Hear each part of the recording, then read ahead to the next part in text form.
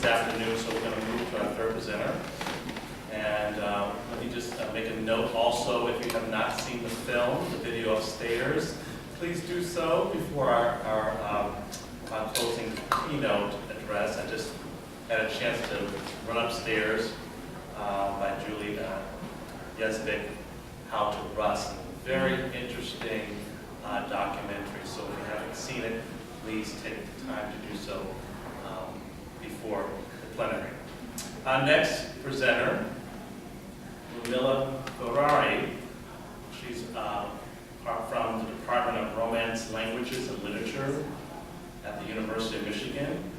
And her topic today is Rethinking the Fence, Cartographic Interventions in Detroit. There she is. How are you? Good. I heard her eloquent presentation earlier, so you have to retreat. Hi, everybody. Do you need? No, I just couldn't. Oh, you want to? Okay, you'll be doing both of that. Okay. So I believe my talk will be slightly different than the topic. From the previous one, I'm in the Romance Languages department, and this talk mostly concerns art practices in urban spaces. Now that I'm reading my own title, maybe it should be different because the intervention is not cartography, but the cartography emerges after the intervention. But, well, that's something good about present. Okay, so the relationship between art, capitalism, and urban space is a long and complex one. The development of an artistic field in certain cities and times, like Paris in the 19th century or New York after the 50s, speaks of the connection between capital's concentration and the emergence of an art sphere in which art's autonomy and its value as a commodity are interrelated.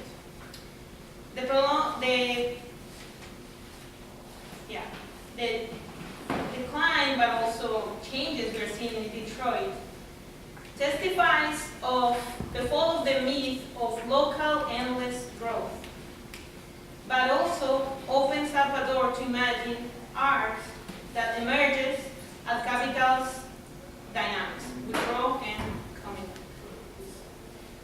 movements. So, in thinking about this intersection, and what type of art, what would be art at this point? How can we think about it? How can we speculate? How can we produce? Or how what we produce has to do with the times we live in? So I went back to Paul Celan's conception of art. Paul Celan is a poet, and he has a very interesting conception of art for me, and is that for Celan, art will be a precarious mark of the present in the fluidity of time. And the figure he uses for this is the change of breath. In German my German is not very good, Atemwende, which is when the breath changes. So for him, art could be a date, an imperceptible trace, or an impossible path. I think an urban intervention as an incision, an opening of the present that is secretly produced in the body of the city. Describing art as the impossible results of an aphoretic equation that doesn't render art as a solution. Celan's notion of art is that of the escape, but is not that of the resolution. So he has a very notion of art that is the work within the remains, from the remains. Art has this notion of a repetitive task, the obsessive iteration to mark the present, with a minimum change in a gesture of marking. So, with that in mind, I started looking for a material that will speak of the city. And what I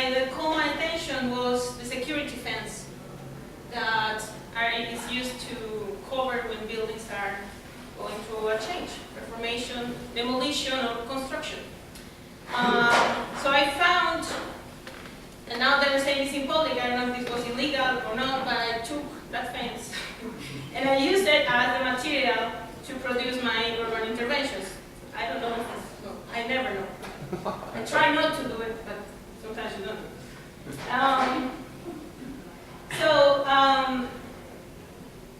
I use the fence, right? So the safety fence is the industrial plastic used to delimitate buildings that are undergoing an infrastructural change. They are either being constructed or demolished. It operates as a porous border between the space of circulation, the street, and the architectural place under transformation. Therefore, the fence is a territorial mark of the material modifications undergoing throughout the city. It could be thought as a precarious veil, a remaining index of the surgical operations of capital into the infrastructural body of the city. As an abject evidence of capitalist expansion and changes of the space of the city, the fence is a signifying material of the continuous processes of deterritorialization and re-territorialization. That's one of the terms that I use in the lesson what times. As well as the dynamics of land revalorization throughout the city of Detroit. So for me, the fence works as an indexical remain of the constant creation of limits portrayed by capitalism. It will unintentionally mark the sites where a spatial axiomatic is being established, where a limit is being traced, organizing what Deleuze calls the schizophrenic flows running throughout the metropolis. As a remaining materiality, the fence denotes the constant dynamics in which capitalism territorializes the urban fabric of Detroit. So I took the fence and I modified it. I turned the fence into a thread. So the fence was transformed, it was collapsed and reorganized within its material limits as a thread, as I said. Its industrial origin was re-evaluated by the hand, so it was manufactured. And the weaving of the thread is for me also a particular meditation on time, on labor and on use, and about use. Given its industrial origin, the fence has an inherent instrumental use, extended around construction sites, provides safety to peasants, but also to mark a limit that should not be trespassed. The manual transformation of the fence into a thread implies the accumulation of the use being into an extended useless being. So I'm producing something that is useless, in the sense that the fence had a use. I sort of break that use. Unlike industrial fabrication, the manufacture of the fence into thread, opens up the possibility of using it as a mark or as a signature. So the fence is a residue, but it's not a ruin. It barely testifies of the passing of time. And my question was, what will be the intrinsic temporality of this material? We can only know how the temporality of this material operates when it is triggered by the relations it establishes with buildings throughout the city.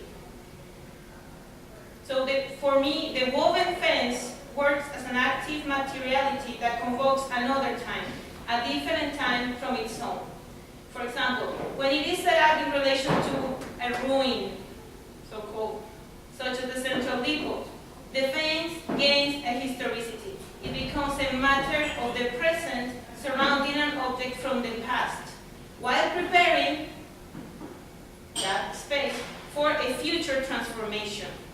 In this sense, the fence operates as a time threshold. The now is the undecidable limit between the past that remains and the future to come. Okay, so these are the designs I produced with the fence. Everything is done with this. I just tie it up with the pieces itself. Okay, so what I did with the fence,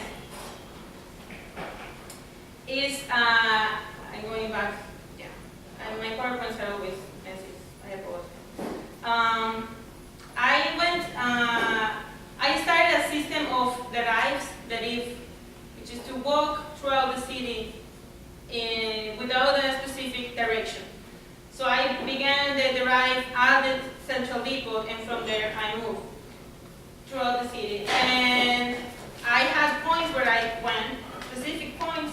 So I visited the sites where the uprisings of 1967 began. So all the areas of Rosa Parks, Boulevard, and I went throughout Woodward and all the areas that were involved in the, what they call the riots of 1967. I know the word riot is problematic, so we don't have time for the discussion, but just to say. And what I did was to insert the fence in those places.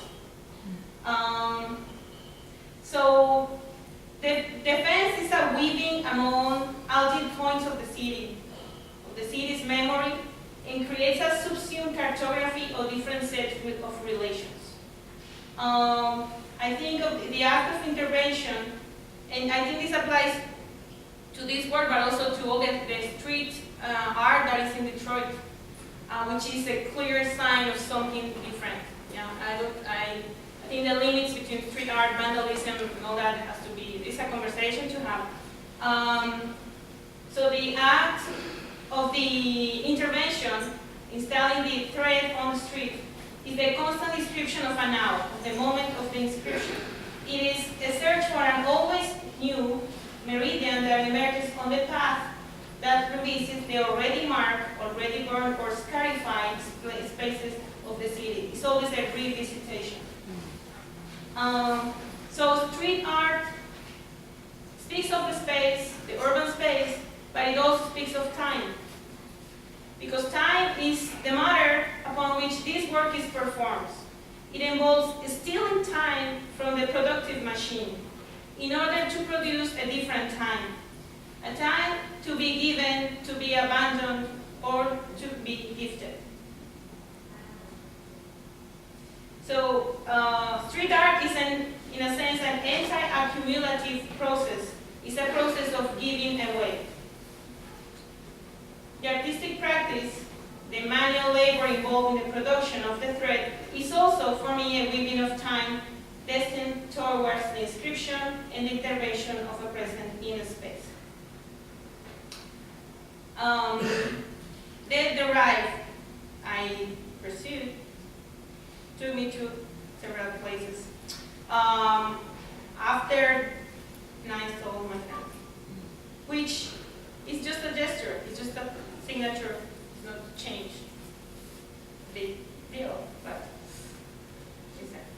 I also did some research on different ways in which those spaces were cartographed in the past. So I found trouble area. I just thought this word was very interesting, trouble area, like don't go to this site, marking, dividing space, or where fire damages rights. I visited the archive of the uprisings that is at the University of Michigan, and that archive contained the photographs of the police of the days after the uprisings. And it was very interesting for me how what space they decided to photograph. So what this image says to us. So it speaks of about urban transformation that was produced by social crisis, and is this infrastructural change that was produced by the uprising, that it's a memory, it's a material memory in the city. Of course, time passes and buildings are rebuilt, and this somehow disappears and is just in the archives. So, but I think it's part of the memory of what happens, and I think these images have to be revisited and rethought as something to be transformed. Yeah. The fence also marks the places where the city is being transformed. So are two ways of transformation. Yeah. when buildings are demolished because of gentrification or processes like that, or when a city is transformed because of social crisis. So within those poles, I am weaving somehow with this thread that is the fact. Well, this is the site. I don't know if you know it. The Algiers Hotel was here. And the Algiers Hotel was a very important site, and the days that preceded the uprising, now it's a burden. So with the fence, with the ride, I arrived to these places. And then, well, this testifies also of the spatial change that is happening in the city. So the fence just marks places where the change is happening, or happened. So, just to wrap up, what is the RIVE? The RIVE is a situationist practice that the situationist artistic group in Paris that they were very active in 1967, 1968. Around that time, and the RIVE was a method of walking the city at night. I didn't do it at night. Walking the city at night, and they talk about the naked city, and walking it at night was a way of awakening different parts of the city. And they will also work with cartography and descriptions. So I thought of the RIVE, of the walk, and the disclosing of this thread as a thought, a long thought, and also as a methodos, which is the word for the road that you are walking. In the following a path that discloses at every step. So there is not a program. The path opens at every step. Finally, so in the RIVE, the thread visited the sites of, well, insurrection, revolt, or I don't know, we have to discuss that word. The thread was installed in corners, on the streets. The thread is a precarious mark, a secret signature, not secret that much, but now you know. It's a minimal contamination as well, between one time and another time, but it's also a simple gesture, displacing and twisting a materiality and reintroducing it into a different space as a convocation of another time. So convocation is coming, uniting two parts. So just to finish, these are maps, which are the maps of the RIVEs. I think these maps will not work like your maps. Probably you cannot make calculations about it, but it refers to the dynamics of the space from the perspective of the body who walks and revisiting different sides of the city. The map is I love maps, they're very interesting objects, I think, and precisely because they represent space, they represent something that is completely different than what they are, because the space is not a map, but at the same time they are deeply intertwined. So I'm doing these maps, and this is a project I'm working on, and well, luckily I could just, organize an atlas of these RIVEs, and yeah, but that is still to come. Okay, that way. Well, thank you.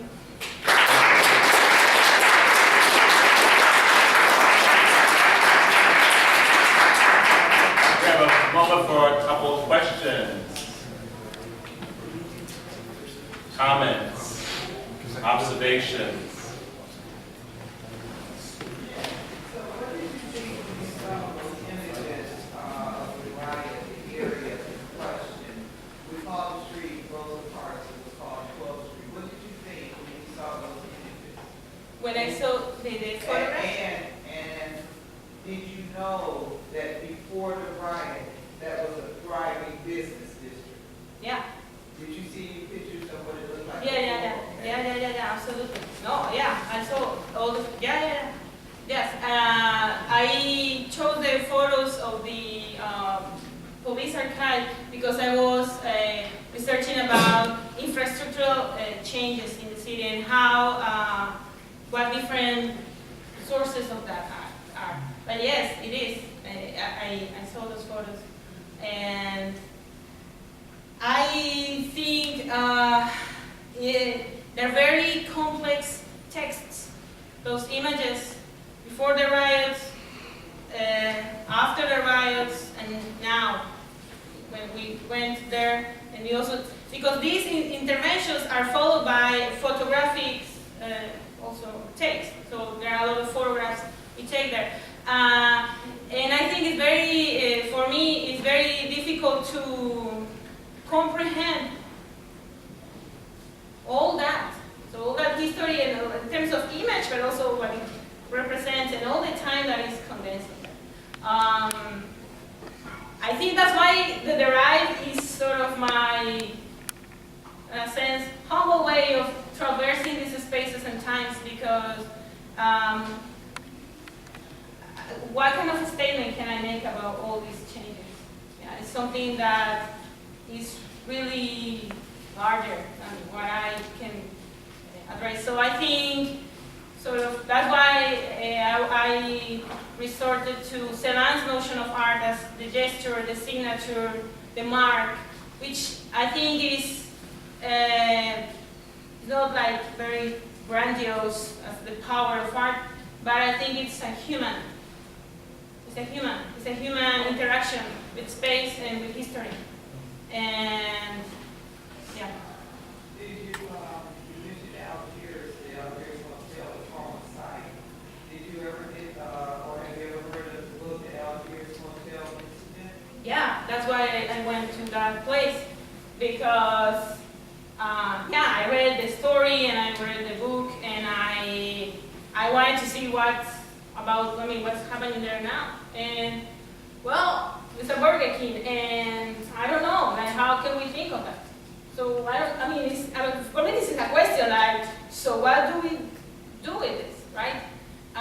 Because for what I read, the situation in which what happened there, those kids that were killed, and then silence, right? Like replacing the space, building up again. Is that silence? What is that? How can we? So what do we do with that? That'll be my question. Well, I mean, and I just have a comment. I actually think that in your method, in your practice, you're doing that, right? So you're taking this fence that's meant to protect. The fence denotes something that's deemed valuable or important, right? You're not going to fence something. You're fencing to keep people out to protect what's inside. Typically, is why the fence is constructed. So to me, I mean, I think that there's this poetic interpretation then of this redistributing of the fences to places that aren't necessarily deemed protected, right? So you're kind of offering up this element of safety and security and protection in these spaces that are, unprotected or deemed. I like that. So, I mean, to me, this notion of the fence and then the transportable fence and then what that means to take the fence and move it, right? So that these, I think, it's very Thank you.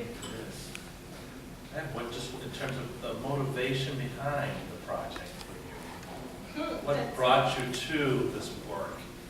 To this work. Yeah. You read the stories, you knew the history behind Well, the places, but sort of how did this come to be? Well, I'm from Argentina. I'm not from the U.S. Not from Detroit. But the first time I came to Detroit, I was like totally into this space, like this city. And it's not my city. I'm not from here, but I don't know. Where are we from? Like, I'm an immigrant. I live my life between Argentina, Colombia, now the U.S. So I arrived to Detroit, and my first thought was this city is unique in the whole world because of its history, but also because of its present, what's happening here now every day. And I was overwhelmed. That was my sort of feeling, overwhelmed. So but interact. So I didn't want my interaction to be sort of impossible, but like colonizing or like sort of a statement or producing a definition, because I think that's not for me. In defense, so my question was, so what is the, I think art has to do with what is contingent. So what is the contingency telling us, and what is the contingent material here?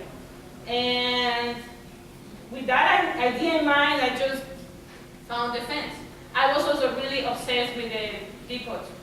So I photographed that building, went there tons of time. I was really interested in the dynamics that are produced there. People go there to take photos. Like now there are like tours for people to see the building, and then it was also, I read about the building.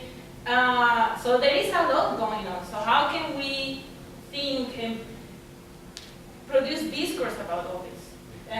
So defense was my way of doing it somehow. Right. But I was like, Connected to it. yeah. Great. One more question, and then we'll have to. Yeah, Yes, but you can always, with the presenters, if you have a question for either presenter, they'll be available after Any the session. feedback? Any- But one more question here. Like, were they separate, I think, so the construction blocks along temporarily change its use? So you want to make like a road that connects the past to the future? And then the riots, did you come up with the art idea and then decide to adapt it to Detroit and the riots, or were they together always in intentional time? I think that it was all sort of together. It just came out in connection. There was no project to be applied. It was more like, it was an act of reading. So I'm reading, what reading can I produce? I would define it as that. Not a project that I just, it's a design and applied. It was more of gathering information and creating a reading with that. Somehow answer? Yeah, just curious. Okay, yeah. Okay. Well, thank you so much Thank you. again.